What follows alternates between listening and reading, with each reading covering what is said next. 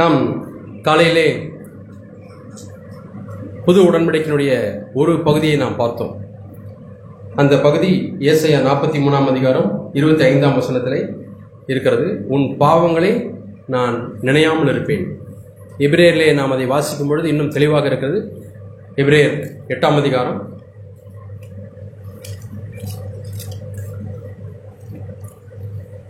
12ஆம் வசனத்திலே மிகவும் தெளிவாக இருக்கிறது. நான் அவர்கள் அநியாயங்களை கிருபையாய் மன்னித்து அவர்கள் பாவங்களையும் அக்கிரமங்களையும் இனி நினையாமல் இருப்பேன் என்று கர்த்தர் சொல்கிறார்.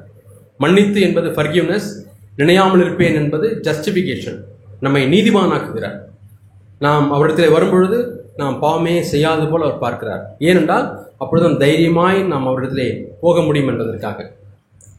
எபிரேயரிலும் நாம் வாசித்தோம், தைரியமாய் நாம் போக முடியாக அவருடைய சமூகத்துக்கு எந்த தயக்கமும் இல்லாமல் நாம் போக வேண்டும் என்பதற்காக அவர் எல்லா தடைகளையும் நீக்கி போடுகிறார். நம்முடைய பயத்தை நீக்கி போடுகிறார், ஒரு தயக்கத்தை நீக்கி போடுகிறார், பாவம் அதை நீக்கி போடுகிறார், பாவங்களை நான் நினையாமல் இருப்பேன் என்று சொல்லுகிறார். ஒரு போர்டில் எல்லா பாவங்களையும் எழுதி அதெல்லாம் அடித்து விடுகிறது பாவ மன்னிப்புக்கு சமமாக இருக்கிறது. அடித்தாச்சு, ஆனால் தெரியுது, எல்லா பாவங்களும் தெரிகிறது. ஆனால் ஒரு ஆசிடை வைத்து அதெல்லாம் அழித்து விட்டால் புது போர்டு போல மாறிவிடுது. அதுதான் தேவனுடைய சமூகத்திலே போகும்போது நம்முடைய வாழ்க்கை. அதற்கு பிறகு ஏதாவது இந்த உலகம் எழுதிவிடும், அல்லது நாம் பாவம் செய்து விடுவோம். உடனே பாவம் என்று உணர்த்தப்பட்ட உடனே ஆண்டவரத்தில் மன்னிப்பு கேட்டு விட வேண்டும். ஆண்டவரே என்னை மன்னிச்சிருங்க, உடனே அறிக்கை செய்து மன்னிப்பு கேட்டு நாம் சுத்தமாக்கி கொள்ள வேண்டும். தேங்க விடக்கூடாது, நிறைய தேங்க விடக்கூடாது. நிறைய தேங்க விட்டால் எதை அழைக்கிறது எதை விடுறதுனே தெரியாமல் போயிடும். ஆனால் ஒன்று வந்த உடனே அழித்து விட வேண்டும். 2 விதமான அம்மாக்களை நான் பார்த்துருக்கிறேன், ஹவுஸ் ஒய்ஃப்ஸ். ஒருத்தவங்க காலையிலேருந்து பாத்திரம் சமைப்பாங்க, எல்லாம் போடுவாங்க, போட்டு அழுக்காக எல்லாம் போட்டு பார்த்தீங்கன்னா குவிஞ்சிரும். சாயந்தரம் அபாடா எப்படி இவ்வளோ பாத்திரத்தை கழுவுறது. நான் இன்னொரு வீட்டுக்கு போயிருக்கேன், அவங்க ஒரு காஃபி போடுவாங்க, அப்போயே கழிக்குவாங்க. அடுத்து ஒரு சின்ன ஆம்லேட் போடுவாங்க, உடனே அப்போயே கழிக்குவாங்க. ஒரு டீ போடுவாங்க, உடனே கழிக்குவாங்க. அப்பப்போ சிங்கில் ஒரு பாத்திரம் இருக்காது. அவங்களுக்கு ஈஸி, மலைப்பே இல்லை, யாரையும் தேட வேண்டியதில்லை. எதை நீங்கள் விரும்புகிறீங்க? நம்முடைய வாழ்க்கை எப்படி இருக்க வேண்டும்? நிறையா சேர்ந்துட்டு அப்புறம் போகணுமா? இல்லை, உடனே கழுவிக்கொள்ள வேண்டும், அறிக்கை செய்யும். ஆகவே நாம் செய்ய வேண்டியதை தான் தேவன் எதிர்பார்க்கிறார். நினையாமல் இருப்பேன், உன்னை நீதிமானாக்குவேன், அழைச்சதெல்லாம் நான் பார்த்துக்கிறேன் ஆண்டவர் சொல்லிட்டார். அவருடைய நானே மீறலை மன்னித்து. 2வது பகுதி எரேமியா தீர்க்கதரிசி சொல்கிறார். ஃபர்ஸ்ட் ஏசாயா, அடுத்தது எரேமியா, அடுத்து எசேக்கியேல். இந்த 3 பேரும் ஒவ்வொரு பகுதியை அவர்கள் தீர்க்கதரிசனமாய் சொல்லியிருக்கிறார்கள். எரேமியா 31ஆம் அதிகாரம், அதை காலையில் சகோதரர் கூட வாசித்து காண்பித்தார். எரேமியா 31ஆம் அதிகாரம் 33ஆம் வசனம். எரேமியா 31ஆம் அதிகாரம் 33ஆம் வசனம். அந்நாட்களுக்கு பிற்பாடு நான் இஸ்ரவேல் குடும்பத்தோட பண்ண போகிற உடன்படிக்கையாவது, இஸ்ரவேல் என்று சொன்னால் ஆவிக்குரிய இஸ்ரவேலர்களாக நமக்கு அவர் பண்ணக்கூடிய உடன்படிக்கையாவது, நான் நியாயப்பிரமாணத்தை அவர் உள்ளத்திலே வைத்து அதை அவர்கள் இருதயத்திலே எழுதி நான் அவர்கள் தேவனாயிருப்பேன், அவர்கள் என் ஜனமாயிருப்பார்கள் என்று கர்த்தர் சொல்கிறார். இந்த வசனத்தை நம்ம புதிய ஏற்பாட்டில் எப்படி வாசிக்கிறோம் என்றால் 2 கொரிந்தியர் 6ஆம் அதிகாரம் கடைசி வசனத்திலே நான் அவர்களுக்கு பிதாவாயிருப்பேன், அவர்களுடைய குமாரரும் குமாரத்திகளுமாய் இருப்பார்கள் அப்படின்னு தான் நாம் வாசிக்க வேண்டும். இனி ஒருவன் தன் அயலானையும் ஒருவன் தன் சகோதரன் நோக்கி கர்த்தரை அறிந்து கொள் என்று போதிப்பதில்லை, அவர்கள் சிறியவன் முதல் பெரியவன் மட்டும் எல்லாரும் என்னை அறிந்து கொள்வார்கள் என்று கர்த்தர் சொல்கிறார். நான் அவர்கள் அக்கிரமத்தை மன்னித்து அவர்கள் பாவங்களை நினையாதிருப்பேன். பார்த்தீங்களா, எரேமியாவில் உள்ள காரியத்தையும் போட்டுவிட்டு அதோடு கூட சேர்த்து இன்னொரு காரியத்தை சொல்கிறார். என்னவென்றால் எல்லாரும் என்னை அறிந்திருப்பார்கள். அப்படி அறிவதற்கு ஆண்டவர் என்ன செய்கிறார்? அவர் நம்முடைய உள்ளத்திலே எழுதுகிறார். பிள்ளைகள் பிறந்து வளருகிறார்கள். வளரும் பொழுது அப்பா மாதிரியே மூக்கு. ஒரு பையன் எங்கள் சர்ச்சில் சின்ன பையனாக இருந்தால் திடீர்னு பெரியவன் ஆகிட்டான். திடீர்னு அவன் பெரியவன் ஆகிட்டான். நான் பல வருஷம் கழிச்சு அது நோட் பண்ணுறேன். கொஞ்சம் மங்கின நேரம் நடந்து வரான், பார்த்தா அவங்க அப்பா நட அப்படியே இருக்கு. அவங்க அப்பா இப்படி நடக்கிறான், அப்படியே நடக்கிறான். யார் கற்றுக் கொடுத்தது? சில பேருக்கு பேச்சு, அது நடை, இந்த பாவனை, மூக்கு அல்லது முகம் அப்படியே இருக்கும். எப்படி அது வருகிறது? இந்த காது இவ்வளவுதான் வளரணும், இந்த காது இவ்வளவுதான் வளரணும். ஒரு காது இவ்வளவு பெருசு, ஒரு காது சின்னதாக இருந்தால் எப்படி இருக்குன்னு நினைச்சு பாருங்க. ஒரு கண்ணு கொஞ்சம் கீழே இருந்துச்சுன்னா எப்படி இருக்குன்னு நினைச்சு பாருங்க. எவ்வளவு பெர்ஃபெக்டா ஆண்டவர் சிம்மெட்ரிக்கா உண்டாக்கி இருக்கிறார். 5 விரல்களை வைத்து பாருங்க எப்படி இருக்கு பாருங்க. இதெல்லாம் அந்த வளர்ச்சியை கண்ட்ரோல் பண்றது என்ன? சிஸ்டர்ஸ்க்கு கூந்தல் பெருசா வளர்ந்துக்கிட்டே போகுது, நாங்களும் முடிய வெட்டிக்கிட்டே இருக்கோம். அது போல எல்லா பாட்டும் வளர ஆரம்பிச்சுன்னா காதெல்லாம் வெட்டிகிட்டே இருக்க முடியுமா? நகை மாதிரி வளர்ந்துட்டே இருந்தா வெட்ட முடியுமா? மூக்கு அப்பப்போ கொஞ்சம் மூக்கு பெருசாயிடுச்சு வெட்டிக்கொள்ள முடியுமா? முடியாது. எப்படி ஆண்டவர் நேர்த்தியா உண்டாக்கி, வெட்ட முடியாத பகுதியில் நீ இதோட ஸ்டாப் பண்ணிடு, வெட்டக்கூடிய பகுதியில் நீ வளர இந்த ஆண்டவர் விட்டு விட்டார். அதெல்லாம் எப்படி? அந்த டிஎன்ஏனா ஆர்என்ஏ டிஎன்ஏ என்று நீங்கள் படித்திருப்பீர்கள். அதில் இருக்கக்கூடிய கோடு, சின்ன ஒரு செல்லுக்குள்ள ஒரு டிஎன்ஏ இருக்கு. ஒவ்வொரு செல்லும் ஒரு டிஎன்ஏ இருக்கு. இந்த டிஎன்ஏல பார்த்தீங்கன்னா கெமிக்கல் கோடிங் சொல்லுவாங்க. நிறைய அதில் தகவல்கள் அதில் சேகரிக்கப்பட்டிருக்கு. அந்த தகவல்கள் எல்லாம் ஒரு டிஎன்ஏல இருக்கக்கூடிய தகவல்களை எடுத்து புக்கு போல அச்சடித்து நீங்கள் அடுக்கி வைத்தால் பூமியிலிருந்து 3 வரைக்கும் வைப்போம், நிலா வரைக்கும் போகுமா. அவ்வளோ தகவல்களை ஆண்டவர் ஒரு டிஎன்ஏல வச்சிருக்கிறார். அதை வச்சுதான் குளோனிங் பண்றாங்க. ஒரு செல்லை எடுத்து குளோனிங் பண்றாங்க. எப்படி ஆடு பிள்ளைய வருது? ஏன் ஆடு மாடு மாதிரி மாறக்கூடாது? ஏன் ஆடு கோழி மாதிரி மாறக்கூடாது? ஒரு செல்லு தானே, அது உள்ள அவ்வளோ தகவல் இருக்கு. இது வெள்ளை கலராக இருக்கணுமா, கருப்பு கலராக இருக்கணுமா, புள்ளி வச்சு இருக்கணுமா, இது ஆட்டுக்கு வால் அளந்து வச்சிருக்காருன்னு சொல்றாங்க. அது எதில் இருக்கு? அந்த அளவு டிஎன்ஏல இருக்கு. ஆட்டுக்கு வாழை அளந்து வச்சிருக்காரு. அது அவ்வளோதான். அதுக்கு மேலே அந்த ஆட்டு வால் வளராது. குதிரைக்கு எப்படி இருக்கிற வால், எல்லாம் தகவல்கள் எல்லாம் அந்த டிஎன்ஏ இருக்கு. ஆண்டவரே அதை எழுதியிருக்கிறார். இந்த மாம்சீக வளர்ச்சிக்கு தேவையான அவ்வளவு காரியம் எழுதியிருக்கிறார். அப்ப அந்த டிஎன்ஏ எங்கிருந்து வந்தது? நம்முடைய பெட்ரோல் எடுத்துருந்து வந்தது. அந்த சீடு, அந்த வித்துல இருந்து வந்தது. அந்த கரு உருவாகும் பொழுது அந்த கருவிலேயே அது இருக்கு. உருவேற்படும் நாட்களுக்கு முன்பாகவே அதெல்லாம் ஆண்டவர் எழுதி வச்சுட்டார். நம்முடைய கேரக்டர், குணம் எல்லாம் அதுல இருக்கு. இப்ப தேவனுடைய வித்து நமக்குள்ளே தரித்திருக்கிறது. அது மூலமா நம்ம மறுபடியும் பிறந்திருக்கோம். நாம் மறுபடியும் பிறக்கும் பொழுது தேவனாலே நாம் பிறந்திருக்கிறோம். புருஷனுடைய சித்தத்தின் முடியல, மாம்ச சித்தத்தின் முடியல. நாம் யோவான் 1ஆம் அதிகாரத்தில் வாசிக்கிறோம். நாம் எப்படி பிறந்தோம் என்பதை யோவான் 1ஆம் அதிகாரத்தில் வாசிக்கிறோம். ரட்சிக்கப்படும் பொழுது நாம் எப்படி பிறக்கிறோம், எப்படி ஆவி மாம்சத்தில் பிறக்காமல் இப்பொழுது ஆவியிலே நாம் பிறக்கிறோம். யோவான் 1ஆம் அதிகாரம் 13ஆம் வசனத்தில் 12ஆம் வசனத்தில் தேவனுடைய பிள்ளைகளாக முடிக்க அதிகாரம் கொடுத்தார். 13ஆம் வசனத்தில் ரத்தத்தினாலாவது மாம்ச சித்தத்தினாலாவது புருஷனுடைய சித்தத்தினாலாவது பிறவாமல் தேவனாலே பிறந்தவர்கள். யாரு? நீங்களும் நானும் தேவனாலே பிறந்தவர்கள். 1 யோவான் என்ன வாசிக்கிறோம்? தேவனால் பிறந்த எவனும் 1 யோவான் 3ஆம் அதிகாரம் 9ஆம் வசனம். 1 யோவான் 3ஆம் அதிகாரம் 9ஆம் வசனம். தேவனால் பிறந்த எவனும் பாவம் செய்யான். அப்படின்னா தேவனால் பிறந்த எவனும் பாவமே செய்ய மாட்டார்கள். ஒரு தப்பு கூட செய்ய மாட்டான் அர்த்தம் இல்லை. விரும்பி செய்ய மாட்டாங்க. விரும்பி நான் ஒரு பாவத்தை செய்ய மாட்டேன். தவறெல்லாம் விழுந்துறது வேற. வேணுட்டே நீங்க யாராவது வாழைப்பழத்தோட கொண்டாந்து நிறைய வீட்டில் அடுக்கி வச்சு காலை வச்சு வலிக்கு விட்டு விழுவீங்களா? என்னவா செய்யற? நான் இப்போ வாழைப்பழத்தோட வலிக்கு விழுந்துக்கிட்டு இருக்கேன், 2 காலம் தான் உடஞ்சிருக்கு, இன்னும் கை உடையல அப்படின்னு சொல்லுவீங்களா? இல்லை இல்லை. அப்படி நம்ம விழுகிறது தவறி விழுகிறோம், கல்லை தடுக்கி விழுகிறோம். என்னுடைய நண்பர் இருக்கிறாரு, கம்ப்யூட்டர்லாம் தூக்கிட்டு போறாரு. ஒரு ஃப்ளோரில் என்ன பண்ணிருக்காங்க, ஏதோ பவுடரை போட்டு வச்சிருக்காங்க. அதில் அப்படி ஏறும்போது வலிக்கு விட்டு விழுந்துட்டார், தவறி விழுகிறார். விழுந்த உடனே என்ன பண்ண, உடனே எந்திரிச்சிடுறாரு, அங்கேயே கிடக்கிறது கிடையாது. அதே போல தான் நம்ம ஆவிக்கிற வாழ்க்கையில் தெரியாமல் ஒரு பாவத்தில் விழுந்துட்டோம்னா உடனே எந்திரிச்சிடணும். எனக்கு ஒரு சகோதரர் சொன்னார், நம்ம விழுந்துட்டோம்னா விழுந்தது சாத்தானுக்கு தெரியறதுக்கு முன்னாடி எழுந்திரணும். அது ஒரு பிரின்சிபல் வச்சுக்க. நம்ம விழுந்துட்டோம்னா சாத்தானுக்கு தெரியறதுக்கு முன்னாடி என்ன பண்ணணும்? எழுந்திரணும்.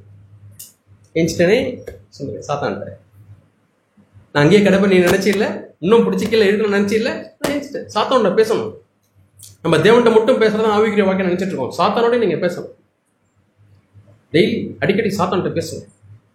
நான் என்னை போல மனுஷன் ஓடி போவானோ, நிகமையை பேசுறா, சத்துருக்கள்கிட்ட பேசுறா, என்னை போன்ற மனுஷன் ஓடி போவானோ, அப்படி டிஸ்கரேஜ் பண்றாங்க. சன்பல்லா, தொபியா, இதெல்லாம் முடிக்க முடியாது, நிறைய எண்ணி போனா விழுந்துடும் இந்த காம்பவுண்ட் வால், அப்படி இப்படின்னு. நான் அவ்வளோ ஈஸியாக ஓட மாட்டேன். சாத்தான்ட்டு சொல்லுங்க, நீ இந்த சோதனைலாம் கொடுத்து என்னை எவ்வளோ செய்யலான்னு பார்க்குறியா, நான் அவ்வளோ ஈஸியாக ஓட மாட்டேன். சாத்தான்ட்டு பேசுங்க, அறிக்கை செய்யுங்க. அவர்கள் சாட்சியின் வசனத்தினாலும் ஆட்டுப்பட்ட ரத்தத்தினாலும் அவனை ஜெயித்தார்கள். சாத்தான்ட்டு என்ன சாட்சியின் வசனம்? ஆண்டவர் என்னைய பொருட்படுத்திக்குவார். நான் வாலிபனா இருந்த பொழுது ஒவ்வொரு முறையும் விழும்பொழுது சோர்ந்து போகாதமா மீகால இருக்க வசனத்தை எடுத்து வாசிக்க எனக்கு ரொம்ப உதவியாக இருந்தது. மீகாவின் வசனம் ஆவிக்குரியர்கள் சரியாக அந்த வசனத்தை பிரயோஜனப்படுத்துவார்கள். அதை ஒரு போக்குக்காக எடுத்துக்கொள்ள மாட்டார்கள். மீகா 7ஆம் அதிகாரம்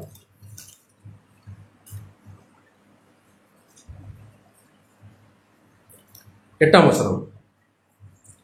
நம்ம எல்லாருமே சேர்ந்து சத்தமாக படிப்போமா? அது சாத்தானுக்கு ஒரு அறிக்கையாக இருக்கட்டும். மீகா 7ஆம் அதிகாரம் 8ஆம் வசனம், பழைய ஏற்பாட்டில் 1080ஆம் பக்கம். எல்லாரும் சேர்ந்து சத்தமாக படிப்போமா? ஸ்டார்ட் பண்ணும். 1 2 3. என்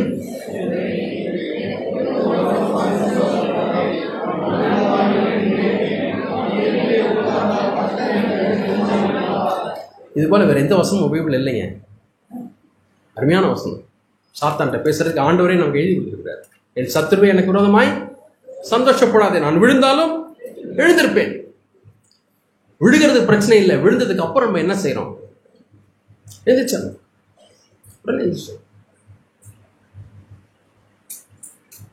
அதனால தேவனுடைய வித்து நமக்குள்ளே தரித்திருக்கிறது. தேவனால் பிறந்த எவனும் பாவம் செய்யான்னு என்று சொன்னால், நம்ம விரும்பி போய் சந்தோஷமா ஒரு பாவத்தில் போய் விழுகிறது கிடையாது, விரும்பி ஒரு அசுத்தத்தை பார்க்கறது கிடையாது, விரும்பி போகிறது கிடையாது.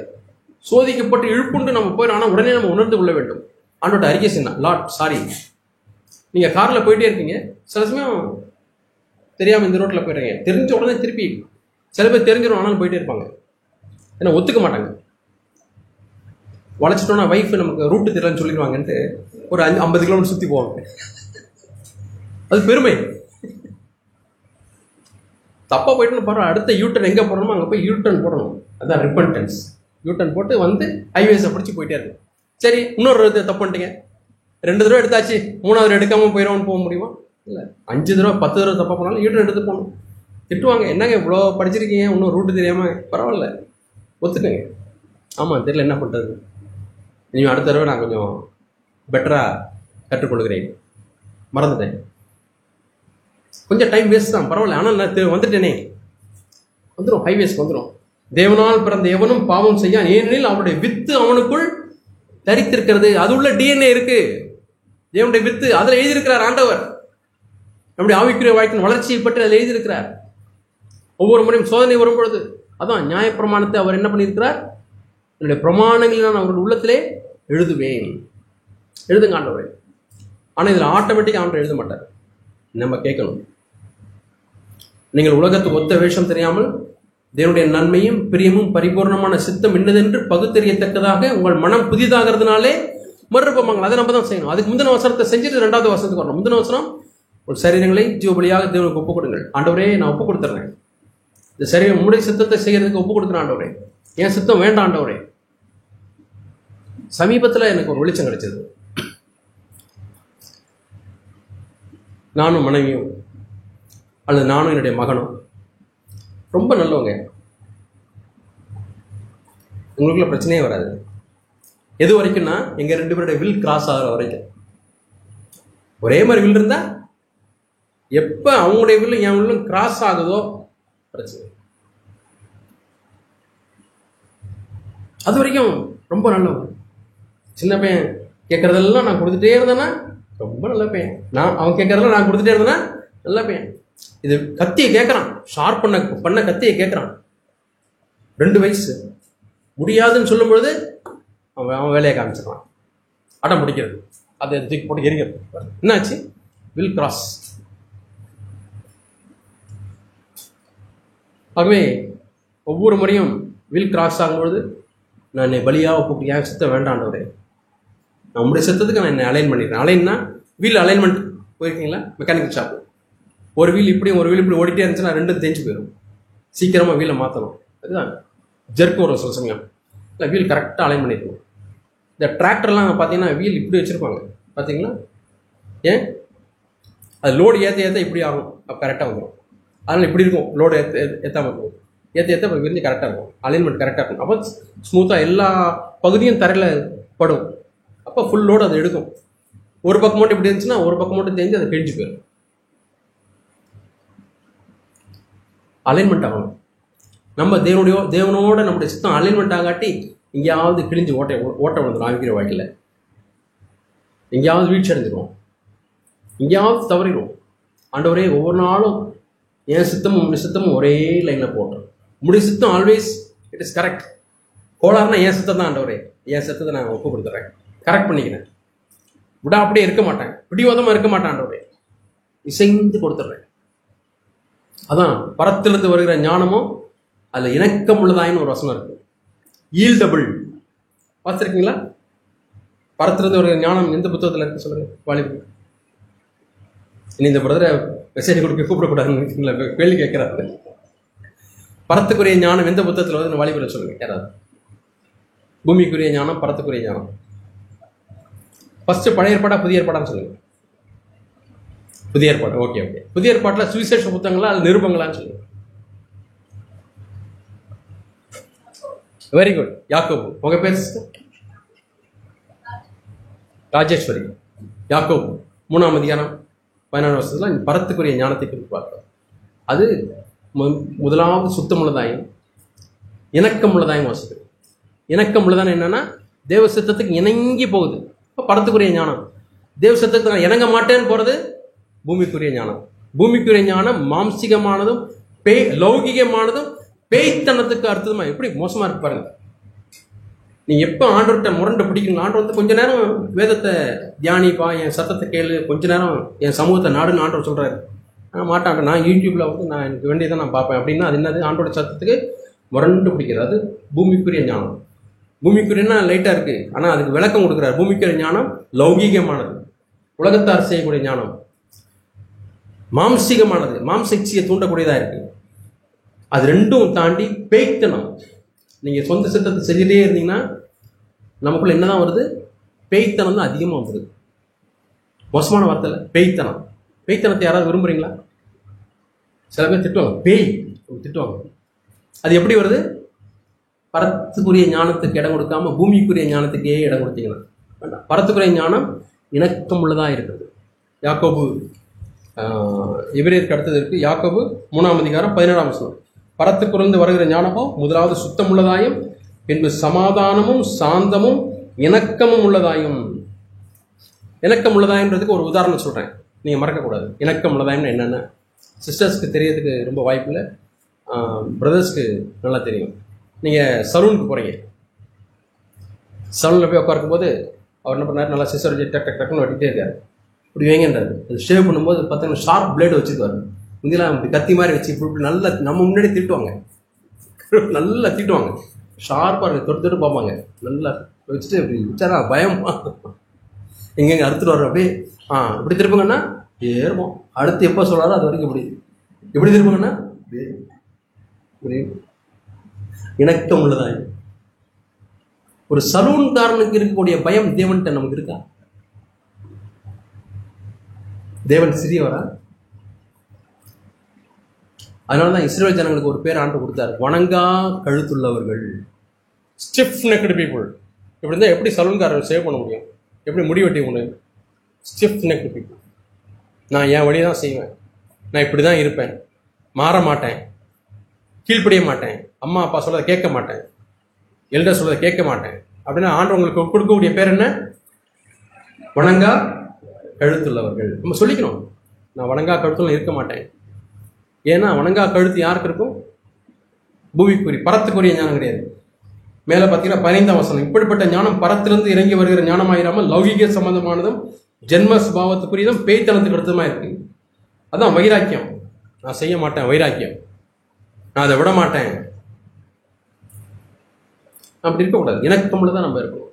சரி, தேவனால் பிறந்தவன் பாவம், தேவனுடைய வித்து அவனுக்குள்ளே தரித்திருக்கிறது. சின்ன பிள்ளைங்களுக்கு என்ன பண்ணுவாங்க? பிறந்த உடனே ஒரு சீட்டு கொடுப்பாங்க, எந்தெந்த டேட்டில் எந்தெந்த வேக்சின் போடணும் கரெக்டாக போயிடுவாங்க. 14ஆம் தேதி பிப்ரவரி மாதம்னா நேரம் ஆஸ்பத்திரி போயிடும். குழந்தைக்கு தடுப்பூசி போடணும். பெரியம்மை, நான் சின்ன வயசில் இருக்கும்போது ஒவ்வொரு வீட்டில் வந்து ஒட்டுவாங்க, பெரியம்மை ஒழிக்கப்பட்டது, தடுப்பூசி போட்டுக்கங்கன்னு. அப்போ பெரியம்மை வந்து கொடிய வியாதி.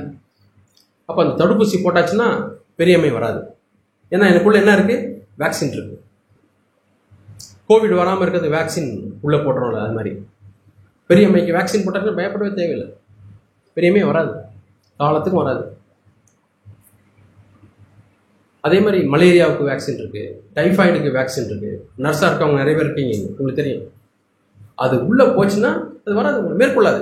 வைரஸ் வரும் உள்ள, டைஃபாய்டு வைரஸ் உள்ளே வரும், வந்து உங்களை சோதிச்சு பார்க்கும். ஆனால் இந்த ஏற்கனவே நீங்கள் கொடுத்த அந்த வேக்சினுக்குள்ள ஆன்டிபாடிஸும் அதை எதிர்த்து போராடி அனுப்பிடும்.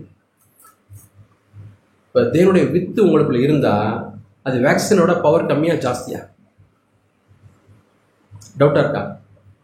தேவனுடைய வித்து உங்கள்கிட்ட இருந்தால் அது பவர் ஜாஸ்தியா கம்மியா? ஜாஸ்தி, பவர் அதிகம். பாவம் உங்களை மேற்கொள்ளுமா? மேற்கொள்ளாது. அதான் விசுவாசம். நான் தேவனுடைய பிள்ளை, தேவனுடைய வித்து எனக்குள்ள இருக்கிறது, தேவன் தம்முடைய பிரமாணத்தினுக்குள்ள எழுதியிருக்கிறார், தேவனுடைய வார்த்தை, அதை எந்த அளவுக்கு நான் தியானிக்கிறேன், எந்த அளவுக்கு நான் மனதில் அதை ஏற்று தியானித்து வாசித்து ஆண்டோடைய சத்தத்தை நான் கேட்குறேன். வணங்கா கழுத்துக்கு ஆப்போசிட் வந்து சாமுவேல்.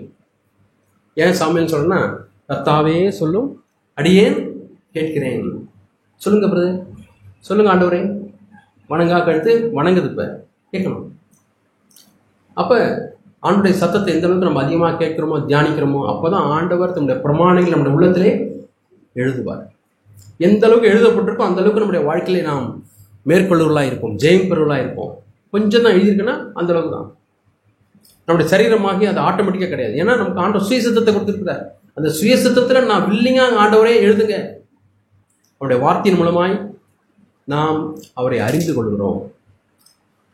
ஏன் அறிந்து கொள்ள சொல்றாருன்னா, அந்த இன்டிமேசி ஒருவரும் உங்களுக்கு போதிக்க வேண்டுவதில்லை.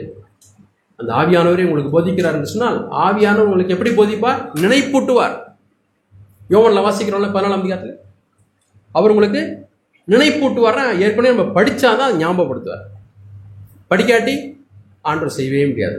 வார்த்தை இல்லாமல் ஆண்டவர் ஒண்ணுமே செய்ய முடியாது. ஆதியிலே வார்த்தை இருந்தது, அந்த வார்த்தை தேவனிடத்தில் இருந்தது, அந்த வார்த்தை தேவனாய் இருந்தது. அந்த வார்த்தை மாம்சமாகி 1ஆம் அதிகாரத்தில் வாசிக்கிறோம். ஆதியம் 1ஆம் அதிகாரத்தில், ஆதியிலே தேவன் வானத்தையும் பூமியையும் சிருஷ்டித்தார். எப்படி சிருஷ்டித்தார்? வார்த்தையின் மூலமாக சிருஷ்டித்தார். ஆவியானவர் அசைவாடி கொண்டிருந்தார். 1 யோவான் 1ஆம் அதிகாரத்தில் என்ன வாசிக்கிறோம்? ஆதி முதல் நாங்கள் கேட்டதும் கண்டதும் நோக்கி பார்த்ததும் தொட்டதுமா இருக்கிற ஜீவ வார்த்தை உங்களுக்கு நாங்கள் அறிவிக்கிறோம். இந்த ஜீவ வார்த்தையை நம்ம எந்த அளவுக்கு மதிக்கிறோம், எந்த அளவுக்கு நாம் அதன் மேலே வாஞ்சை வைத்திருக்கிறோம், விருப்பத்தை வைத்திருக்கிறோம். வாலிபுரத்தில் சொல்லிட்டு இருந்தேன், ஒரு பிரதர் ஜார்ஜ் வெர்வர்ன்றவர் ஆப்ரேஷன் மொபிலைசேஷன் கண்டுபிடித்த அதை நிறுவனர், ஒரு நல்ல பெரிய ஊழியம். அவர்கிட்ட பையன் கேட்குறாங்க, வேதம் வஸ்தா மைண்டில் நிற்க மாட்டேங்குது, என்ன பிரதர் செய்கிறது? இங்கே வா, முதல்ல இங்கே வா, நீ அங்கே இருக்கக்கூடிய கூடைகள்லாம் எடுத்துகிட்டு ஒரு கூடை எடுத்துகிட்டு போய் அந்த வாய்க்கால் இருக்கக்கூடிய தண்ணி எடுத்து அந்த ட்ரம்மை நிரப்பினாராம். உடனே நேராக போய் அந்த மூங்கில் கூட தண்ணிக்குள்ளே விடுறான். எடுத்தோன்னே எல்லாம் ஒழிக்குது. உங்களுக்கு தெரியும், வேகமாக ஓடுறான். பார்த்தா 3-4 சொட்டு. எப்போ நிறைக்கிறது ட்ரம்மை? திருப்பி வேகமாக ஓடுறான், எடுக்கிறான். ஒவ்வொரு முறையும் எடுக்கும் போதெல்லாம் ஒழிக்கிட்டே இருக்கு, ஒன்றும் நிற்கலை. ஒரு 15-20 தடவை முடிச்சோடனே எப்போதும் நிறுத்து வா. என்ன பிரதர், ஒன்றும் முடியாத ஒரு காரியத்தை செய்ய சொல்லிட்டீங்க, இதில் போய் தண்ணி எடுக்க சொல்லியிருக்கீங்க. நேரம் பக்கெட்னா நேரம் நான் 2-3 ட்ரம் நிரப்பியிருப்பேன். ஒன்றும் இல்லை, இப்போ இந்த மூங்கில் கூடையும் பாரு, மீதி உள்ள மூங்கில் கூடையும் பாரு, பயங்கர வித்தியாசம். இந்த மூங்கில் கூட அப்படியே சுத்தமாக பளபளன்னு ஆயிடுச்சு, எல்லா அழுக்கும் போயிடுச்சு. அவ்வளோ தடவை தண்ணிக்குள்ளே விட்டு எடுக்க எல்லா அழுக்கும் போயிடுச்சு. இதே தான் உன்னுடைய மனதுக்கு நடக்கிறது. இதனுடைய வார்த்தை நிற்காட்டியும் பரவாயில்ல, நீ படி படி படி. யாரோ ஒருவர் சொன்னார், டேவிட் வில்கர்சன் தான், immerse yourself in the word of God. வார்த்தைக்குள்ளே மூழ்கிருங்க. நான் கல்லூரி படிக்கும்பொழுதும் ஏதோ ஒரு அதிகாரம் படிப்பேன், அதில் ஏதோ பளிச்சுன்னு ஒரு வசனம், முக்கியமான ஒரு வசனம் அல்லது கீவேர்ட்ஸ், இந்த அதிகாரத்துக்கு தான் கீவேர்ட்ஸ் அப்படின்னு நினச்சேன்னா முக்கியமான வசனத்தை ஒரு சின்ன கார்டில் எழுதிடுவேன். சின்ன கார்டில் கட் பண்ணி எழுதி பாக்கெட்டில் வச்சுருவேன். அன்றைக்கி போகும்போது ஒவ்வொருத்தரையும் காசு எடுக்கும்போது, பேனா எடுக்கும்போது அந்த வசனத்தை பார்த்து அப்போ இத்தனை முறை நான் அதை பார்க்குறேன், எனக்கு நினைவூட்டி கொண்டே இருக்கிறேன். எத்தனையோ வசனங்கள் அதை பண்ணலாம், நடைமுறையில் இங்கே பண்ணலாம். இப்போ மொபைல் ஆப்பில் சில ஆப்ஷன்லாம் இருக்குது. ரைட் ஓவர் அதர்ஸ் ஏதோ ஒரு ஆப்ஷன் இருக்குல்ல, அதை நீங்கள் போட்டிங்கன்னா மொபைல் எடுத்தோடனே தேவனுடைய வார்த்தை தான் வரும், ஒரு ப்ரேயர் வரும், போட்டிங்கன்னா தான் முதல்ல வரும். அதை படிங்க, சின்சியராக படிங்க. கார்டில் தான் எழுதணுன்ட்டு இல்லை, எழுதி வச்சா அது பெட்டர், படிக்கலாம் தேவனுடைய வார்த்தையை. அவை நான் மீண்டுமாய் எரேமியாவில் வாசித்த வசனத்துக்கு வருவோம். அது ஆண்டவர் என்ன சொல்கிறார்? எரேமியா 31ஆம் அதிகாரம்.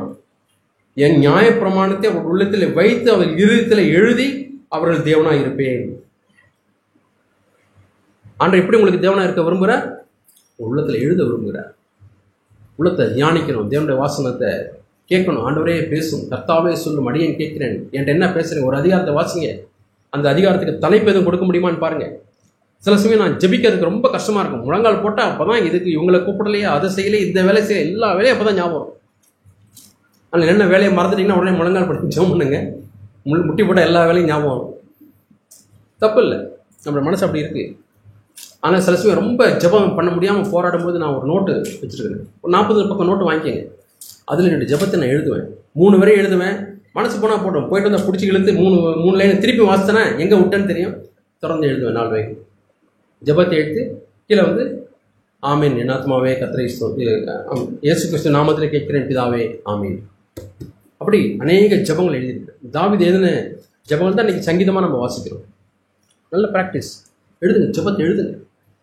எழுதும் பொழுது 13 முறை வாசித்ததற்கு சமானம் ஒரு ஜெபத்தை எழுதுங்க. வேத வசனத்தை எழுதுங்க. நேற்று நான் 3 வசனத்தை எழுதுனேன். எழுதி அதை மனப்பாடம் பண்ணுறேன். வசனத்தை எழுதி மனப்பாடம் பண்ணுறேன். ஒரு வசனம் இருக்குது, அந்த வசனத்தை மனப்பாடம் பண்ணுறதுக்கு ஒவ்வொரு வார்த்தைக்கும் உள்ள முதல் எழுத்து மட்டும் எழுதி வச்சுட்டு அந்த வார்த்தையிலேருந்து அந்த வசனத்தை எழுத முடியுமான்னு சொல்ல முடியுமான்னு பாருங்கள்.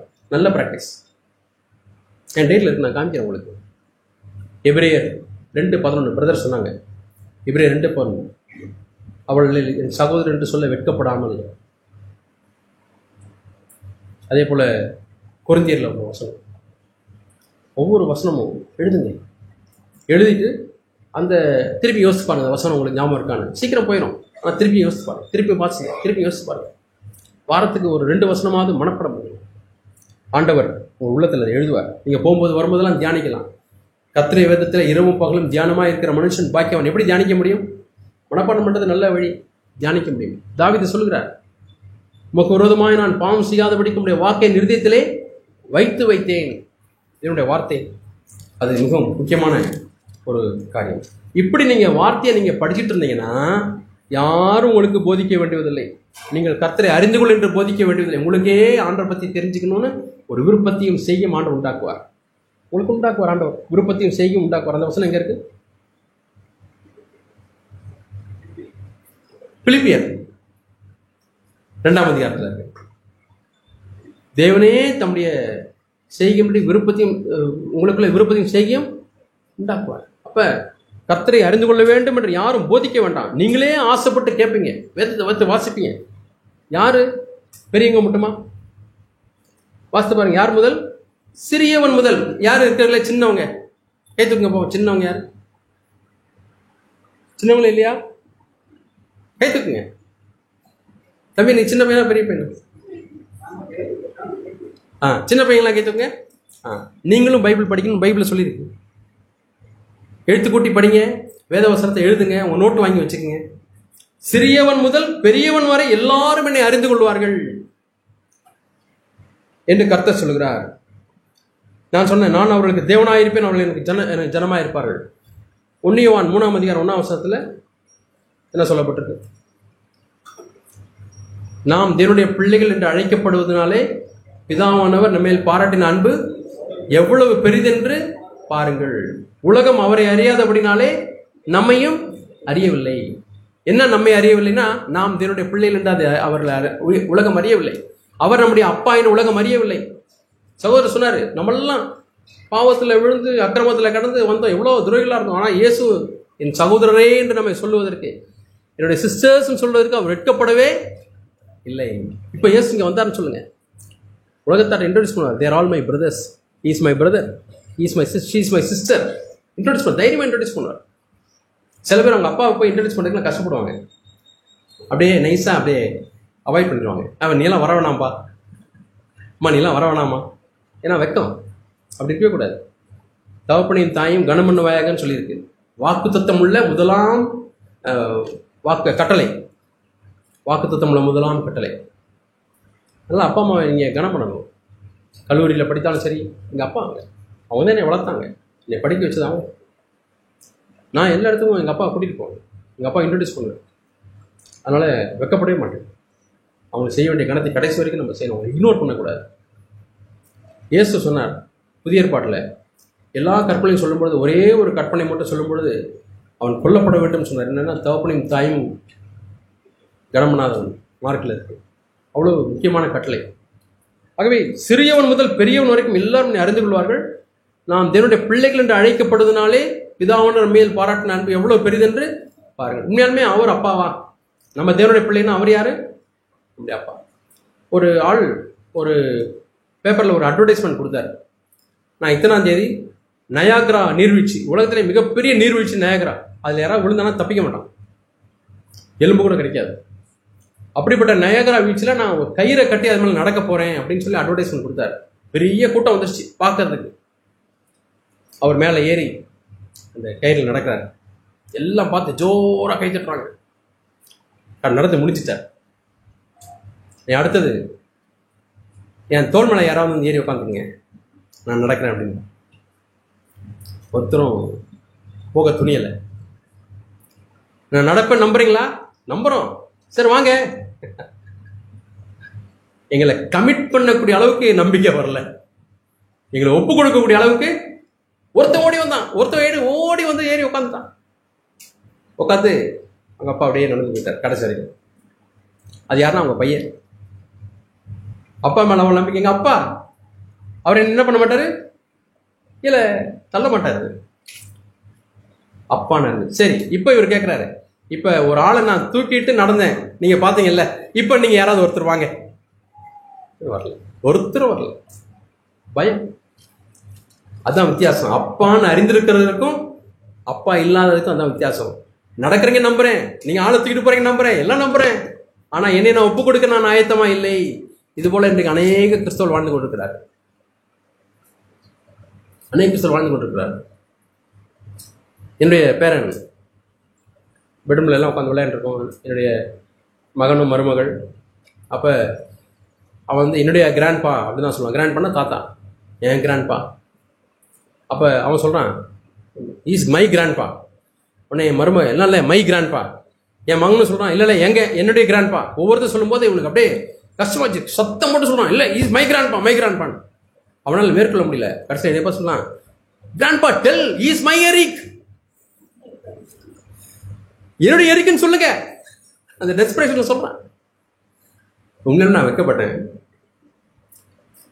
அவன் சொல்றான், நான் இவ்வளோ தூரம் உங்களை நம்பி என்னை கமிட் பண்ணிட்டேன்ல, ஆனால் நீங்க ஒரு வார்த்தை சொல்லிக்கலாம் எங்க எரிக்குன்னு.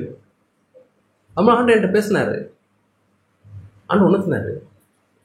நான் வைக்கப்படாம நான் சொன்னேன் மை சிஸ்டர் மை பிரதர்னு, ஆனால் நீ உன்னை கமிட் பண்றியா? இஸ் மை டேட், அவர் என்னுடைய அப்பா அப்படின்னு சொல்ல முடியலையே. அவர் எல்லாம் செய்யறாரு, போறாரு, நடக்கிறாரு, வர எல்லாம் நம்புறேன். ஆனா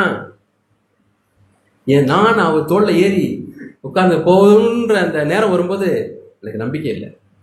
இஸ்ரவேல் ஜனங்கள் அப்படிதான் இருந்தாங்க. கடைசி வரை போயிட்டாங்க. அங்கிருந்து கானானுக்குள்ளே கொண்டு போவார்ன்ற நம்பிக்கை அவர்களுக்கு இல்லை. தேவனை அறியாமல் போய்விட்டார்கள். அவிசுவாசத்தினாலே அவர்கள் செத்து விழுந்தார்கள். அவிசுவாசத்தை தேவன் பயங்கரமாய் அவர் அதை வெறுக்கிறார். நம்முடைய விசுவாசம் எப்படி இருக்கிறது பிரியமானவர்களே? கர்த்தரை அறிந்து கொள், பிதாவாய் அறிந்து கொள். நான் அவர்கள் பிதாவாய் இருப்பேன், அவர்கள் என்னுடைய குமாரராய் இருப்பார்கள். இதைத்தான் நாம் இரண்டாவது பகுதியாக நாம் வாசிக்கிறோம். தேவனுடைய வார்த்தையின் மூலமாக தேவனை அறிந்து கொள்வது, தேவனை பிதாவாக அறிந்து கொள்வது, only through the word of God. அந்த தேவனுடைய வார்த்தை தான் ஆவியார் நமக்கு நினைப்பூட்டுவார். என்ன கேட்கிறோம் அதை வைத்து தான் நினைப்பூட்டுவார். வார்த்தையின் மூலமாகத்தான் தேவன் பேசுவார். வார்த்தைக்கு புறம்பாக தேவன் பேசவே மாட்டார். ஒரு அவிசுவாசியான ஒரு பையன், ஒரு பொண்ணு, நான் கல்யாணம் பண்ணுற ஆண்டவர் எனக்கு வெளிப்படுத்தினார் அப்படின்னா இஸ் டிசீவ், அவன் வஞ்சிக்கப்பட்டிருக்கான். ஏன்னா வேதம் என்ன சொல்லுறது, அவிசுவாசியோட விசுவாசிக்கு பங்கு எது, பிணைக்கப்படாது இருப்பீர்களாக சொல்லிருக்கு. அதுக்கு எகென்ஸ்டா ஆண்டவர் பேசுவாரா? பேசவே மாட்டார். ஆகவே தேவன் ஒரு காலம் தன்னுடைய வார்த்தைக்கு புறம்பாக முரணாக ஒரு காரியத்தையும் பேச மாட்டார். எந்த சத்தம் கேட்டாலும், எந்த உங்களுக்கு ஆண்டவர் பேசுறா சொன்னாலும் வேதத்தில் இருக்கிறா நீங்க வாசித்து பாருங்க. பெரியா பட்டணத்தார் நற்குணசாலிகளா இருந்தாங்க. ஏன்னா பவுல் பேசுறதே பைபிளை வச்சு சோதிச்சு பார்த்தாங்க. இப்படி எழுதப்பட்டிருக்கிறதா இல்லையா என்று சோதித்து பார்த்தார்கள். எபிரேயர்ல நாம் அதை வாசிக்கிறோம். எபிரேயர் 8ஆம் அதிகாரம் அந்த 3ஆம் பகுதியை நாம் வாசிக்கிறோம். அப்பொழுது 10ஆம் வசனம், என்னுடைய பிரமாணங்களை அவருடைய மனதிலே வைத்து அவருடைய இருதயங்களிலே அவர்கள் எழுதுவேன்.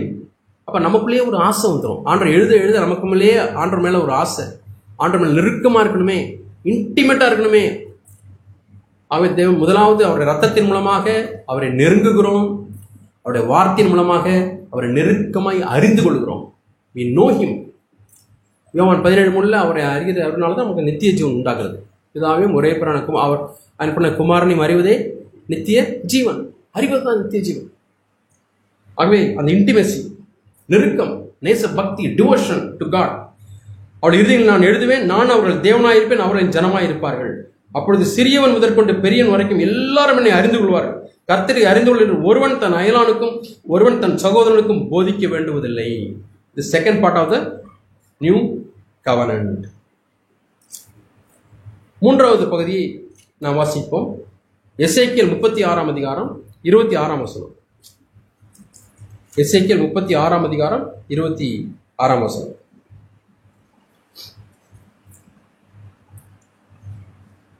மூணாவது தீர்க்கதரிசி. 3 பேருமே பெரிய தீர்க்கதரிசிகள்.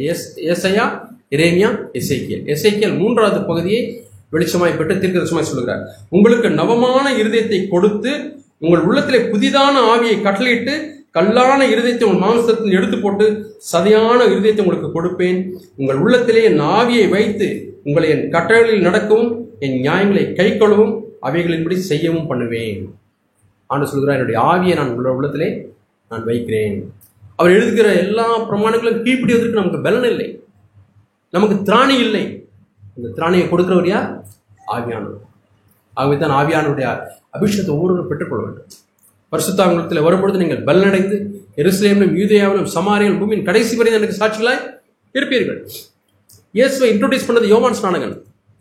யோவான் 1ஆம் அதிகாரத்தில் வாசித்து பாருங்க, லூக்கா 2ஆம் அதிகாரத்தில் வாசித்து பாருங்க. இயேசு எப்படி இன்ட்ரோடியூஸ் பண்ணுகிறார்?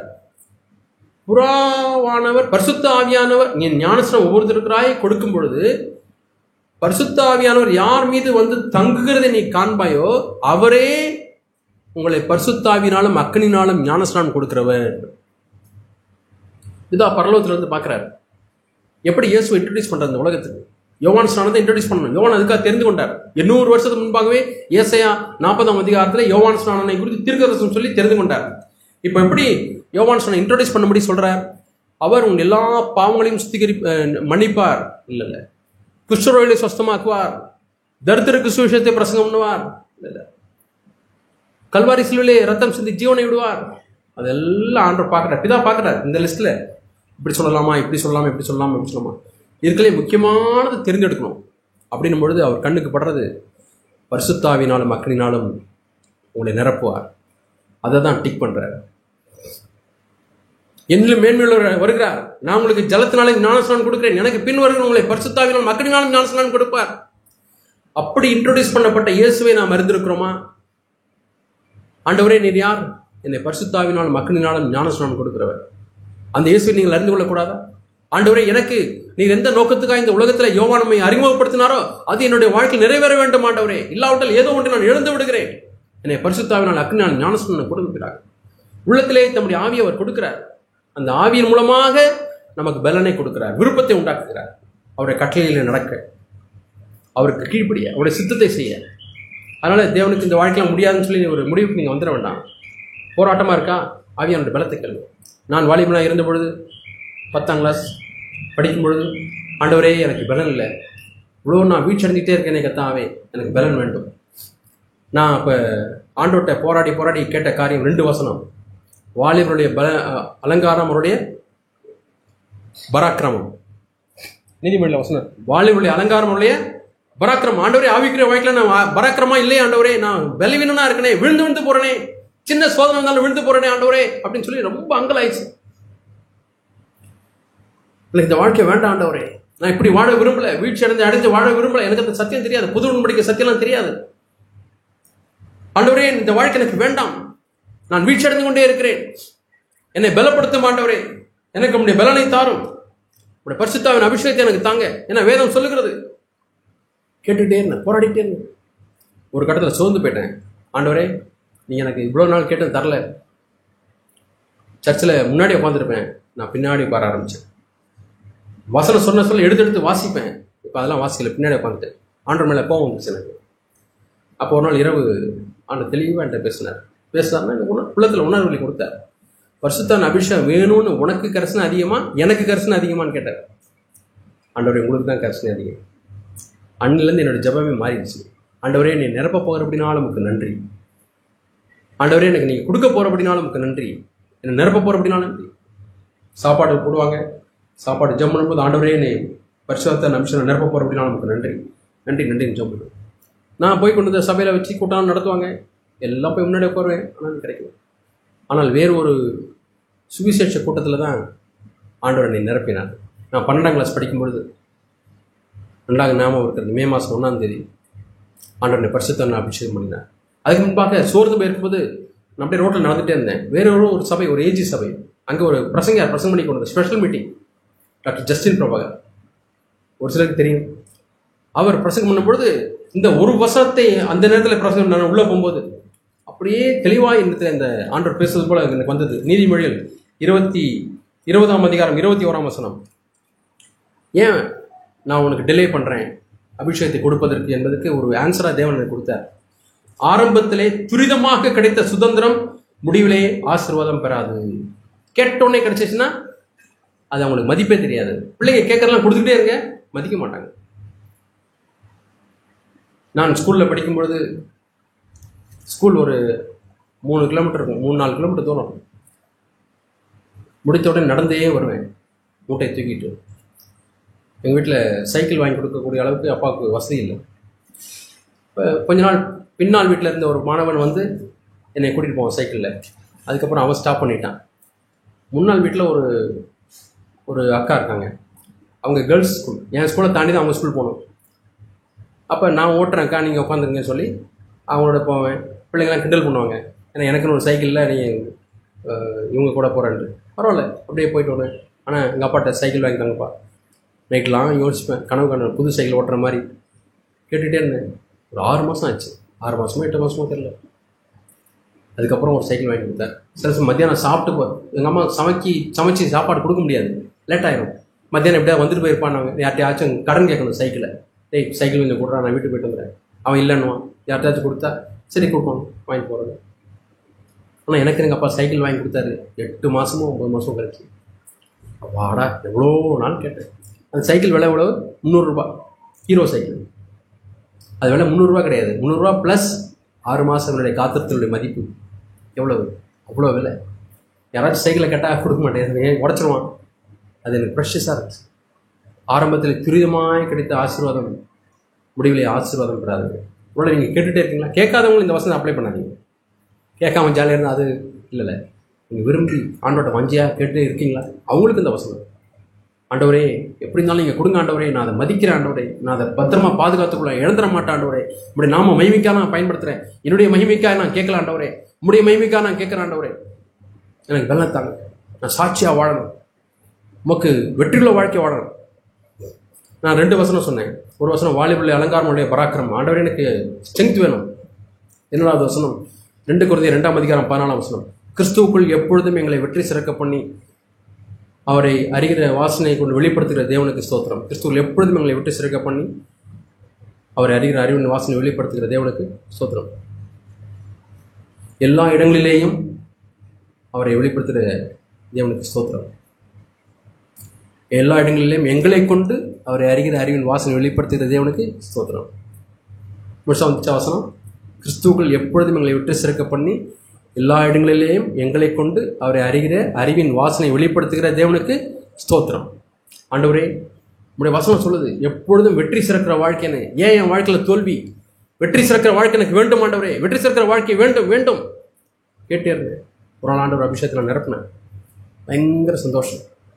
யாராவது என்ன அபிஷேகத்துக்கு அடையாளம் என்னன்னு கேட்டால் அந்த ஜாய், அந்த சந்தோஷம். அந்நிய பாஷையும் கொடுத்தார் தேவன். அதிலிருந்து என் வாழ்க்கை மாறியது. அதிகமாக தேவனுடைய வார்த்தையை படிக்க வேண்டுமேன்னு பெரிய வாஞ்சை. உங்களுக்கு வேதம் வாசிக்கிற கஷ்டமாக இருக்கா? ஆண்டோட அபிஷேகத்தை கேளுங்க. பயங்கரமான வாஞ்சி. ஆண்டவரே என்னை பரிசுத்தாவின் வரங்களினால நிரப்புங்க, நான் சபைக்கு பிரயோஜனமுள்ளவனா இருக்கணும். அந்த அபிஷேகத்தோடு கூட நான் கல்லூரிக்கு போனேன். நான் +2 படிக்கும்போது அபிஷேகம் பெற்றிருந்தேன். கல்லூரிக்கு போனேன். அங்கே போகும்பொழுது 8 மணிக்கே போயிட்டேன். 8:20 காலேஜ்னு சொன்னாங்க. 8:20 போயிட்டேன். ப்ரொஃபஸர் ஃபஸ்ட் இயர் கிளாஸ் எங்கே இருக்குது ப்ரொஃபஸர்னு கேட்டேன். ஐயோ ஃபஸ்ட் இயர் போயினா உடனே வெளியே போயிரு ரேங்கிங்கில் மாட்டிக்குவேன். 10 மணிக்கு தான் நீ காலேஜ்னாங்க. ஐயோ ஆண்டவர் என்ன செய்யறது, ரேங்கிங்கில் மாட்டிக்கன்னு சொல்கிறாங்களே அப்படின்னு சொல்லி வெளியே போயிட்டேன். வெளியே போய் நடந்து போயிட்டே இருக்கும்போது பார்த்தீங்கன்னா, கோயம்புத்தூரில் வெளியே போகும்போது அந்த பாரதி பார்க் கிராஸ் 2 பக்கம் பெரிய வீடுகள், அழகான வீடுகள். அப்போ நான் ஆண்டோட்ட கேட்குறேன், ஆண்டவரே இது மாதிரி ஏதாவது ஒரு வீட்டில் தெரிஞ்சுங்க இருந்தாங்கன்னா இந்த மாதிரி நேரத்தில் நான் கொஞ்சம் விட்டு மாமா வீட்டிலேருந்து போயிட்டு வந்தேன். அது 15 கிலோமீட்டர் பஸ்ஸில் ஏறி போயிட்டு வரோம். இப்போ இந்த 2 மணி நேரம் எங்கே செலவு பண்ணுறது, வீட்டில் யாராவது தெரிஞ்சு வந்தாலும் அங்கே இருக்கலாமே அப்படின்னு சொல்லி நினச்சிட்டு போகிறேன். ஏத்தாவில் ஒருத்தர் வர்றாரு. தம்பி நல்லா இருக்கீங்களான்னு கேட்குறாரு. எங்கள் அப்பாவோட ஒரு ஃப்ரெண்டு, அவர் முன்னேற ஊழியக்காரர், அவர் இறந்துட்டார். வாங்க தம்பி, என் வீடு இங்கே தான் இருக்குன்னு கூப்பிட்டு போயிட்டார். பெரிய வீடு. ஆண்டவர் எப்படி பாருங்க ஆண்டவர் நடத்துறாரு. வாரம் அவங்க வீட்டில் ப்ரேயர், அந்த ப்ரேயருக்கு போவேன். நல்ல வேத வாசங்களை கற்றுக்கொண்டேன். என் கூட ஊழியத்துக்கு வாப்பான்னு சொல்லி கூட்டிகிட்டு போவார். நானும் என்னுடைய நண்பர்கள் சேர்ந்து ஊழியத்துக்கு போவோம். எங்களுடைய வேலை பாட்டு பாடுற வேலை, துதி நடத்துகிற வேலை. அதில் ட்ரைனிங் கொடுத்தார் ஆண்டவர். அநேக ஆங்கில பாடலை கற்றுக் கொடுத்தார். அப்படி தான் கல்லூரிக்கு போனேன். அப்புறம் ரேங்கிங். ஒரு பையன் என்னை கூப்பிட்டான், மாடியிலேருந்து 3வது மாடியிலேருந்து கூப்பிட்டான். அந்த அலுமினியம் டிஃபன் பாக்ஸ் எடுத்துருவான், அவனை வர சொல்லு. எல்லாம் வரிசையாக போகிறாங்க. ரேங்கிங் பயந்துட்டு என்னை மட்டும் பிரிச்சுட்டாங்க. டேய் போடா 12 நான் போனேன். போனோடனே பார்த்தீங்கன்னா ஒருத்தன் தண்ணி போட்டிருக்கான், ஒருத்தன் ஸ்மோக் பண்ணிட்டு இருக்கான். Government college GCT. அப்போ ஒரு பையனை வந்து ரூம் நம்பர் கேட்டான். எல்லா ரூம்லையும் எழுதிருக்குல்ல, நீ வாஸ்து போப்பான்னு சொன்னேன். அவன் சீனியர், ரொம்ப ஷார்ட்டாக இருக்கான். அவன் போய் சொல்லிட்டான், கேள்வி கேட்குறான் அப்படின்னு. கேள்வி கேட்குது, ரூமை பார்த்து போன்னு சொல்கிறியா நீ, வாடா அப்படின்னு சொல்லிட்டு. ரஜினிகாந்த் இந்த படத்தில் ஆடு வரல, அது மாதிரி ஆடு அப்படின்னா. நான் இது வரைக்கும் ஒரு சினிமா கூட பார்த்தது கிடையாது. ஆண்டவர் கொடுத்துருக்கக்கூடிய சந்தோஷத்துக்கு ஈடு எந்த சந்தோஷமும் கிடையாது. அதெல்லாம் நிரந்தரமான சந்தோஷம் கிடையாது. எனக்கு ரட்சிப்பின் சந்தோஷத்தை ஆண்டவர் கொடுத்துருக்காரு. டே இவனை உடனே வெளியே அனுப்புடா, நம்மளை மாற்றிடுவான். உங்கள் மாமா என்ன பண்ண, எங்கே தங்கியிருக்கேன்? மாமா வீட்டில் தங்கியிருக்கேன். மாமா என்ன பண்ணுறாரு? எங்கள் மாமா இன்ஸ்பெக்டர், செரிகல்ச்சர் இன்ஸ்பெக்டர்னு சொல்லலை, இன்ஸ்பெக்டர் மட்டும் சொன்னேன். பயந்துட்டாங்க. அடுத்த நாளே புக்கெல்லாம் தூக்கிட்டு எங்கள் மாமா அட்ரஸை கேட்டு வந்து, நான் அவனை நல்லா பார்த்துருவேன் சார், அந்த புக்கெல்லாம் கொடுக்குறேன் சார், ஏதாவது ஆக்ஷன் எடுத்துருவாங்கன்னு பயந்துட்டாங்க. அதுக்கப்புறம் இங்கே ஒருத்தன் இருக்கான், அவன் ஆண்டரை பற்றி தெரிஞ்சிடணும்னு சொல்ல ஆரம்பித்தோடனே எனக்கு ஒவ்வொருத்தராக கூப்பிட ஆரம்பித்தாங்க. அவன் கூப்பிட்டு என் ரூமுக்கு வாடா, இந்த ரூமுக்கு வா. போனேன். நான் ஒரு ட்ரக் அடிக்ட், எனக்கு சமாதானமே இல்லை, தூங்கவே முடியாது. எனக்கு இயேசுவை பற்றி சொல்லுவேன், சுவிசேஷத்தை சொல்லுவேன், ஜெபம் பண்ணுவேன், சபைக்கு வாங்க கூப்பிட்டு போவேன். அவன் இன்னொருத்தட்ட சொல்லுவான். இப்படி ஒவ்வொருவராக அடிக்டாக இருக்கவங்கலாம் கூப்பிட ஆரம்பித்தாங்க. ப்ரேயர்ஸ் நடத்த ஆரம்பித்தோம். எனக்கு ப்ரேயர்ஸ் இல்லை, சொன்ன சாட்சி ஆண்டவனை அபிஷேகம் பண்ணிட்டார், அதுதான் சாட்சி. ஆனால் அங்கே இருக்கலாம் அது வந்து பிரதரன் குரூப், எனக்கு தெரியாது அதை பற்றி. அவங்களாம் அதில் நம்பிக்கை இல்லை, அப்படி கஷ்டப்பட்டாங்க. ஆனாலும் ஆண்டவர் நிறைய பேரை கூட்டி கொண்டு வந்தார். ஒரு முறை ப்ரேயர்ஸில் இருக்கிறோம், கட்டல் மேலே கீழே அங்கே எல்லாம் உட்காந்துருக்காங்க. நாங்கள் ஒருத்தர் விட்டதில் எல்லாம் வாங்க ஆண்டவரை பற்றி சொல்லி கூப்பிடுவோம். அன்றைக்கி ஏர்போர்ட் ஆஃபீஸர் ஒருத்தர் கூப்பிட்டுருந்தோம், ஏர்போர்ட் ஆஃபீஸரை கூப்பிட்டுருந்தோம். அவர் அதனால எல்லாத்தையும் கூப்பிட்டோம், ஸ்பெஷல் மீட்டிங். அவர் பாவத்தை பற்றி நல்லா சொல்லுவார். ஒரு பையன் காது தட்டினான். என்னப்பா, ப்ரொஃபஸர் கூப்பிடுறாரு. 7-8 மணி இருக்கும். அப்போ ப்ரொஃபஸர் அவர் தான் வந்து வார்டன் டாக்டர் சார்கீஸ். என்ன நடக்குது அப்படின்னாரு. ஏன்னா வெளியே பார்த்தா நிறைய செருப்பு கிடந்துச்சு. அப்போ சார் ப்ரேயர் நடக்குது. சாரி போயிருப்பா. ஏன்னா அப்போல்லாம் வந்து தேவையில்லாத ஆபாச படங்கள் எல்லாம் போட்டு நிறைய பிள்ளைங்களை கூட்டுவாங்க. எனக்கு அது தெரியாது. அந்த கல்லூரியை விட்டு வெளியே வர வரைக்கும் எனக்கு தெரியாது இந்த கல்லூரியில் எப்படி நடக்குது, ஹாஸ்டல் நடக்குது. ஆண்டவன் கண்ணில் மறைச்சிட்டார், தெரியவே தெரியாது. எவ்வளோ அற்புதமான காரியம் பாருங்கள்.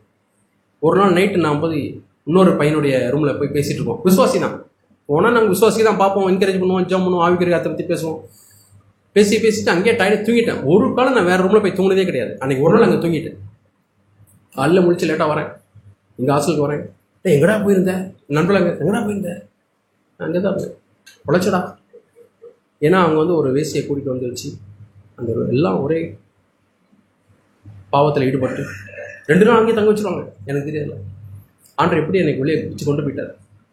நம்முடைய பிள்ளைகளை தேவன் பாதுகாக்கிறது. எவ்வளவு நம்மை சுற்றி பாவம் இருந்தாலும் நீங்கள் தேவனை உறுதியாய் பற்றி கொண்டால் தேவன் உங்களை கைவிட மாட்டார், உங்களை பாதுகாப்பார். தப்பிக்கொள்ள முடியாத போக்கை தேவன் உண்டாக்குவார். கடைசி வரைக்கும் தேவன் அந்த ஐக்கியத்திலே பாதுகாத்தார். ஆகவே பரிசுத்தமான அபிஷேகத்தை பெற்றுக் கொள்ளுங்கள். தேவனுக்கு வைராக்கமாய் வாழ வேண்டும் என தீர்மானம். வாழ்ந்தால் ஆண்டவர் உமக்காக நான் வாழ்வேன், இந்த பூமிக்காக வேண்டாம், அந்த உலகத்துக்காக வேண்டாம். உலகம் அந்த இச்சையும் கடந்து போகிறது, உலகத்தின் வேஷம் கடந்து போகிறதே. புண்ணியவான்ல வாசிக்கிறோம், வெள்ளம் வந்துருச்சு, பயங்கரமான ரோட்டில் வெள்ளம் அடிச்சுட்டு போகுது, வாய்க்கால தண்ணிலாம் ஓடுது, அதில் ஒரு மூட்டை போகுது. ஒரு ஆள் பார்த்தான், யார் வீட்டில் இருந்தோ மூட்டை அடிச்சுட்டு போகுது, அது என்ன பொக்கிஷம் இருக்கோ தெரியலன்ட்டு ஓடி போய் அதை பிடிக்கலான்ட்டு அவன் நிச்சரிச்சு போய் பிடிக்கிறான். அது இவனை பிடிச்சிக்கிச்சு, கரடி உடலை 2 பேரும் அடிச்சிருப்பாங்க. உலகத்தின் வேஷம் கடந்து போகுது, அதை போய் பிடிக்காதீங்க, உங்களை இழுத்துட்டு போயிடும். ஆகவே தேவன் 3 காரியங்களை பார்த்தோம். முதலாவது, ஆண்டவராக இயேசு கிறிஸ்துவின் ரத்தம், அது நம்மை அவரிடத்திலே நெருங்கி வர செய்கிறது. நம்மை பரிசுத்தவான்களை மாற்றி இன்னசென்ட்டாக மாற்றி எந்த தயக்கம் இல்லாதபடி நமக்கு தைரியத்தை கொடுக்குது அவரிடத்துல போகிறதுக்கு. ஏன் அவர்கிட்ட போகிறோம்? அவர் இன்னும் அதிகமாக அறிந்து கொள்ளணும். எதற்காக அறிந்து கொள்ளணும்? பரிசுத்தாவின் அவரை போல நம்மை மாற்றும்படியாக. ஆவியான அவரை போல, அவருடைய சாயலை போல நம்ம மாற்றுகிறார். 2 கொரிந்தியர் 3:18 வாசிக்கிறோம். ஆவியாக இருக்கிற கர்த்தரால் அந்த சாயலாகத்தானே மகிமை மேல் மகிமை அடைந்து மறுவப்படுகிறோம். அவரை போல நம்ம மாற்றுவார். அதை விட பெரிய பாக்கியம் ஏதாவது இருக்கா இந்த உலகத்தில்? நியாயத்திற்கு நாளில் நிற்கும் பொழுது அவருடைய சாயலை எவ்வளவாய் நாம் பெற்றுக்கொண்டோம் என்பதை நாம் பார்க்கும்பொழுது எவ்வளோ சந்தோஷமாக இருக்க போகிறோம். ஒரு காலம் அந்த நாளில் நமக்கு கூனி குறுகி இருக்கக்கூடாது. உண்மையாமலே வாசிக்கிறோம், நாம் நியாயத்திற்கு நாளில் வெட்கப்பட்டு போகாதபடிக்கு தைரியம் உண்டாக இருக்கத்தக்கதாக. ஒரே ஒரு உதாரணத்தை மட்டும் சொல்லி முடிக்க வர முடியும். நான் டெஸ்ட் வைப்போம், டீச்சர்ஸ் நிறைய பேர் இருக்கீங்க, டெஸ்ட் வைப்போம், எக்ஸாம் வைப்போம். சில பேர் உட்காந்துருப்பான், 1 மணி நேரம் உட்காந்துருப்பான், வந்து எம்டி பேப்பர் கொடுத்துட்டு போவான், வெட்டுத்தாள் கொடுத்துருப்போம். அதில் ஒரு பையன் எழுதியிருக்கான் என்ஜாய். அந்த காலத்தில் வந்து ஒரு பேப்பர் திருத்தினா 15 ரூபா கொடுப்பாங்க, என்ஜாய் 15 rupees மட்டும் எழுதி கொடுத்துட்டு போயிருக்காங்க. திருத்துக்கு ஒன்றுமே இல்லை, 15 ரூபா, என்ஜாய் 15 rupees. அவங்க மைண்டை பாருங்க. சில பேர் ஃபுல்லாக கடைசி வரைக்கும் எழுதுவாங்க, சில பேர் ஏனோ தானோ 4 லைன் எழுதியிருப்பாங்க. ஆனால் ரிசல்ட் வரும்போது தான் தெரியும் வித்தியாசம். உட்காந்து கஷ்டப்பட்டு எல்லா பக்கமும் எழுதினவனுக்கும் எம்டி பேப்பர் கொடுத்தவனுக்கும் ரிசல்ட் வரும்போது தெரியும். அன்னைக்கு கவலைப்பட்டு என்ன பிரயோஜனம்? ஜாலியாக இருப்பான். கடைசியில் எல்லாம் கான்வெகேஷனில் டிகிரி வாங்கிட்டு போயிடுவாங்க, இவன் பையன் தூக்கிட்டு வருவான், ரூம் தேடிட்டு இருப்பான் அரியர் எழுத. ஏன்? வெற்றித்தாளை கொடுத்து என்ஜாய் பண்ணவேன். இப்போ துக்கம், அவமானம். எல்லா ஜூனியர்ஸ் ஏன்டா வந்த 5 பேப்பர் இருக்குப்பா, 10 பேப்பர் இருக்குப்பா, எவ்வளோ அவமானம், எவ்வளோ தலைக்குனிவு. ஜூனியர்ஸோடு உட்காந்து எழுதணும் 2 வருஷம் 3 வருஷம். ஒரு ஊரில் ஒரு பையன் இருக்கான். அந்த பையனை இன்னொரு ஃபேமிலியில், என்னுடைய ஒய்ஃப் ஃபேமிலியில், அண்ணன் சொல்கிறாரு என் கிளாஸ்மேட்டு, தம்பி சொல்கிறாரு என் கிளாஸ்மேட்டு, தங்கச்சி சொல்லுது என் கிளாஸ்மேட்டு, கடைசி தம்பி சொல்ல என் கிளாஸ்மேட்டு. எப்படி அவங்க எல்லாருக்கும் கிளாஸ்மேட்டு? அவிக்கிற வைக்கல அப்படி நம்ம இருக்கிறோமா? பிந்தினோராய் போய்வாங்க. உன்னுடைய கிரீடத்தை யாரும் விட்டுறாதபடிக்கு உன்னுடைய கிரீடத்தை நீ பற்றிக்கொள். பிரியமானவர்களே, அநேக ராஜாக்கள் நல்லா ஓடுறாங்க, ஆனால் கடைசியில் எழுந்துடுறாங்க. நம்ம அப்படி இருக்க வேண்டாம். விசுவாசத்தை தோக்குற முடிக்கிறோமா இயேசுவை நோக்கி நாம் முயற்சிருக்க ஓட்டத்திலே பொறுமையோடே நாம் ஓடக்கிடுவோம். ஆகவே தேவன் அவருடைய பிரமாணத்தை எழுதுகிறார். அந்த எழுதின பிரமாணத்தின்படி ஜீவிப்பதற்கு பலனையும் தருகிறார். ஆண்டவரே, இந்த ஆவியாளர் தாங்க, ஆவியான பலத்தை எனக்கு தாங்க. தேவன் தாமே நமக்கு உதவி செய்வாராக. ஆமாம்.